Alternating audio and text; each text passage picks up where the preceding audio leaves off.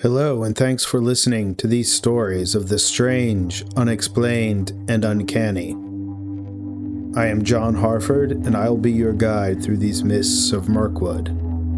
Enjoy your trip from the world of the rational into the realm of shadow reality. I have spent a lot of time in the woods shooting pictures. This began seriously in college, when I declared photography as a major. That was in South Jersey, where I had spent at that time most of my life. The camera became a friend, and nature a refuge. I'd drive sometimes for 15 minutes, sometimes for 2 hours. I'd find a back road and drive off the main highways. Whether it was roadside parking or a shoulder near a walking trail, I'd just pull the car, a big deep blue New Yorker, off the side of the road and get out my camera gear and vanish into the woods. This was before mobile phones were common. I sometimes had maps, but I often just played it by ear and kept in mind where towns were in case I needed to get to gas, a phone, or anything else. A person being out of touch for hours or longer was nothing unusual in those days. This day was in March or April. I remember it as there is a particular scent around that time of year. The regrowth of brush, the revitalizing of the scrub pines. Everything smells bright and clean. My windows were down and the air was light and cool, and the season's humidity hadn't quite come in yet. I was on a major road, Route 30. At that time it wasn't built up. While writing this, I googled the general area, and now it looks like there are strip malls and chain restaurants all up and down the stretch. But at that time, it was woods for miles in any direction. As I drove, I saw something poking above the tree line. The top of a building? Part of some old massive architecture? I scanned the side of the road and spotted an overgrown trail. Up ahead, I found a spot to turn around. In a few minutes, I was creeping down that overgrown way. The hood of the old car was being brushed by the pine twigs. I was surprised to feel pavement under the tires, propping up the dirt and layer of browned needles. It turns out that it was a fairly large driveway. The woods around the drive were a bit thicker than would be expected from the South Jersey pines, especially since they soon fell away to reveal a massive parking lot hidden entirely from the very nearby highway. The concrete spread out before me, dotted with stumpy pines and weeds that had broken through the pavement. I looked up to find what I had spied from the road to be a massive screen. It seemed that I had stumbled into an abandoned drive-in theater. It was midday with a clear sky and warm sun. I felt entirely isolated, but not in a bad way. Even the sounds of the highway, less than a few hundred yards away, seemed to vanish. I didn't see any harm in poking around the place and shooting some photos. I took a few obligatory pictures of the screen rising up among the trees. I walked across the lot to the point where the vegetation was thin. There was bare and broken concrete up to the dense growth right around the screen. As I stood there, it was the first time I felt at all odd. Up until that point, and many times since, I've spent many hours in the woods.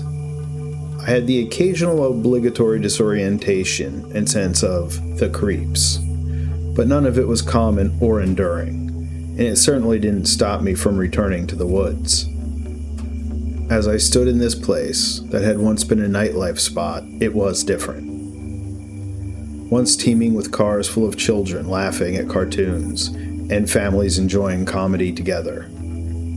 People covering their faces and cowering together as Jason or Michael Myers stalked across a big screen. And couples slipping into the back seat for clandestine passion. I couldn't help but think of all the memories of joy, fears, and tears that were saturating the place. It was all silent now. Maybe it was just the atmosphere, the almost post-apocalyptic vibe of an undead location. But at that moment, standing at the edge of the empty parking lot, loomed over by a vast blank screen, it felt like someone was watching me. I scanned the tree line to make sure I was alone. It crossed my mind an indigent, another explorer, or perhaps even an animal was watching me from the woods. But nothing was there. And it was then that I realized, aside from the very distant sounding highway, I heard nothing. No birds or insects buzzed, and nothing moved throughout the trees. The sun was still high. I had crawled around creepier places. I wasn't sure why I felt even a bit unnerved at this place. But I persisted and proceeded across the parking lot to the small forest that had grown up around the screen. Upon reaching it, I found some additional debris, pieces of concrete, twisted iron. I always loved shooting disused objects in ruined places, especially where nature had taken over. I began to shoot. Once in a while, as I looked through the viewfinder, I felt compelled to look up and scan the tree line across the parking lot. I expected to see a person or perhaps a dog standing there, but it appeared I was totally alone. I finished up my 20 or so minutes of shooting near the screen and made my way back across the parking lot. I moved to the woods opposite to where I had parked my car. I didn't hesitate to look back, making sure the car was still there, though I likely would have heard it start. And I was making sure there was no one lurking around it or the woods that I could see. And there wasn't. The pines do a strange thing. They are homogeneous. Unless you spend days or longer in one patch of pine wood, you can easily get confused. Even when they aren't densely packed, and by forest standards they almost never are, vision easily gets fatigued, and a sense of direction gets lost in the rows of branches and shocks of green. I began walking deeper into the woods, and that is when things got strange. I wandered in a direction away from both the screen, the road, and my car. And the woods got, or at least seemed, thicker. The floor was of soft pine needles. I would say I walked about 10 minutes further into the woods, and the trees seemed to further isolate me from the world beyond, even though a major highway was still relatively nearby. Then it happened. Suddenly I became aware of footsteps. They weren't heavy or ominous. They in fact seemed light, and I initially guessed that they belonged to someone or something lighter than I was at the time. They were distinctly behind me and to my right. I of course turned around and saw nothing there. I stood there for at least 20 seconds, but nothing moved in my field of vision. I turned around and began to walk again, and again I heard the steps nearby. I thought it was my imagination or maybe some weird echo, though I'd only heard them at that moment and not at all before. I stopped suddenly, and within a second, so did the phantom footsteps. I stepped forward slowly and stopped after a few feet. The phantom steps followed, then stopped shortly after I did. I stopped again and scanned around. There was nothing visible in the trees, and it then occurred to me again that I couldn't hear any other common forest noises in the warming afternoon. In my mind, I can only picture something short and stealthy shadowing me. My skin began to crawl more severely as I imagined someone or something charging me from the forest. Had I stumbled into the territory of a person who had made this place their home? Or was there something stranger at work here? I'm a lifelong enthusiast of cryptid lore, the Jersey Devil, and all of the usual stories. But only a small part of me really thought anything like that would still be, if it ever had been, crawling around old drive-ins in the middle of the Pine Barrens. I had friends growing up who told weird tales of things that had happened while camping or hunting in the pines. I really wrote most of those off as tall tales.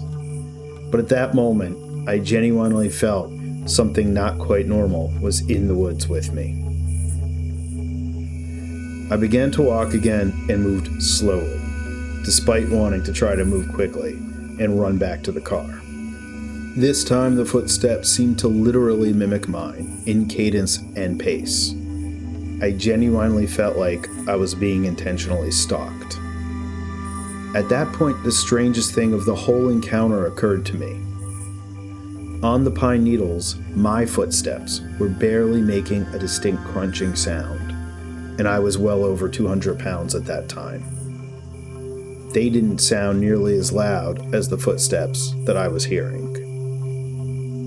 So whatever was making those steps was in fact likely distinctly larger than myself, or it was intentionally making itself heard.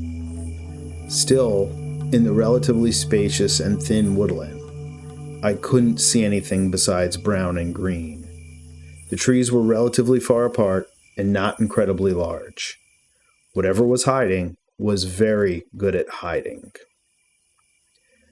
At this point, I circled around a particularly large tree and stood still and watched. I was now nearly 20 minutes away from my car. I did the only thing that I could think of to break the tension. I began to shoot pictures of the woods around me. I shot in the direction of where I had heard the footsteps, which were now silent, and generally throughout the area. There was nothing there, either through the viewfinder, including while using a zoom lens, or with my unfiltered view. I began then to walk back to the car, looking around with my camera ready to be raised. But I was mostly hoping having the camera at the ready would seem disarming to anyone coming at me from the trees. Or at least if anything really strange did occur, I could hope to get a few photos of the incident, and hope that I was around to show them to someone later. As soon as I began to walk back, camera in hand, the stalking steps stopped. I continued to look left, right, behind, and ahead. I got back to the concrete lot and I crossed it quickly. Again, I felt like something was staring at my back. It was just another short few minutes and I reached my car. I watched the entire area intently as I unlocked the car and slid in, and locked the doors. In a few minutes, I was driving out through the trees and back to the highway. I never found out what that was. I've done some searching on the area, and despite the vast amount of local lore, I haven't found anything quite like that being described. There was nothing unusual in any of the photos I shot of the area, before or during after the footstep encounter. I've spent hundreds of hours in the woods since then, sometimes the deep woods, often at night, and I've never heard anything quite so unexpected and out of place again. Any speculation I can make on the event is purely that. I don't have any explanation aside from someone living near the place and intentionally trying to scare me off. But not once did I see signs of habitation, or hear or see more than what I've described. If anyone has stories that are similar, tales from the Hamilton, New Jersey area, or ideas, feel free to comment or send me an email or a private message. Thanks for listening, and I hope you enjoyed these personal strange accounts. Please like this video, assuming you do. Subscribe to the channel and share these videos if you like them. I'm interested in any comments you have, and don't hesitate to say hello. You can also find us at mirkwood.com, that is Mirkwood with a Y, and on Facebook at our Mirkwood Tales page. Audio-only versions are available as podcasts at mirkwoodtales.podbean.com, and most major streaming sites if you search for Mirkwood Tales. If you are listening to a podcast version of this now, Search for the video channel on YouTube called Mirkwood Tales. You'll get some additional content with the visuals. Got a tale you want to share with me and my listeners? Send me an email at tales@mirkwood.com or through private message over at the Facebook page. Be safe, best wishes, and stay strange.